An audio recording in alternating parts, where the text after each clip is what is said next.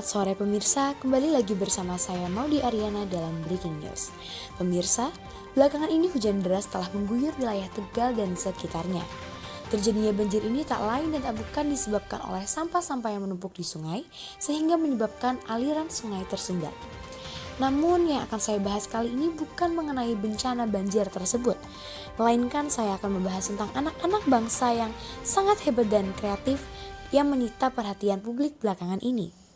Siswa-siswi SMA Negeri 1 Purwokerto setelah mengetahui berita banjir tersebut, dengan kritis mereka membuat proyek yang bernama Gaya Hidup Berkelanjutan, di mana mereka akan melakukan berbagai upaya supaya bencana seperti banjir tidak terjadi.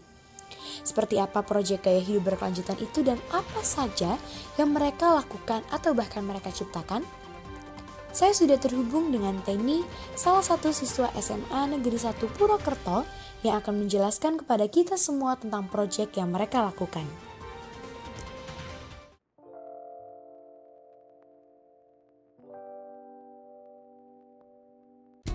Halo teman-teman, kalian tahu nggak sih kali ini kita akan bahas apa? Kali ini kita akan bahas tentang tugas P5 yang bertema gaya hidup berkelanjutan. Apa itu gaya hidup berkelanjutan?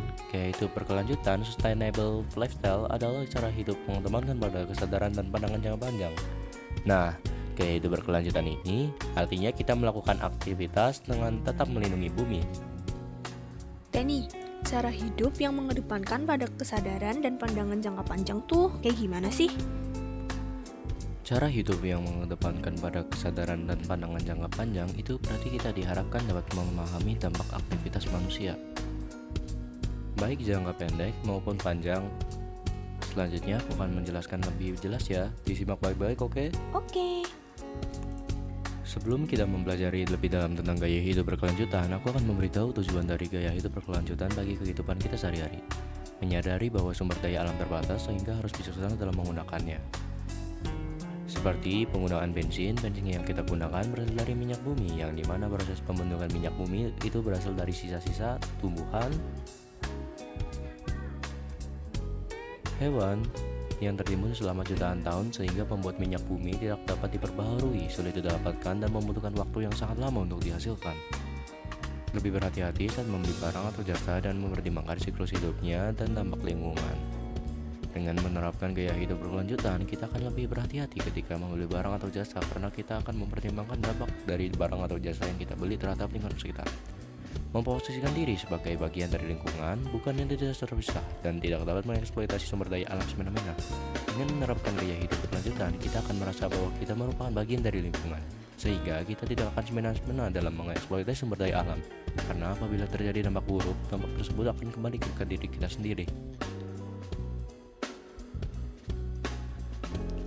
Botol plastik merupakan sampah anorganik atau sampah yang dapat didaur ulang. Sampah plastik tidak dapat terurai, sehingga apabila jumlahnya semakin menumpuk tiap harinya, maka dapat menyebabkan bencana bagi masyarakat dan lingkungan di sekitarnya.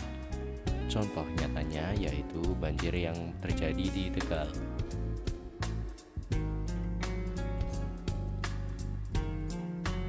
Nah, sekarang sudah tahu kan apa itu gaya hidup berkelanjutan?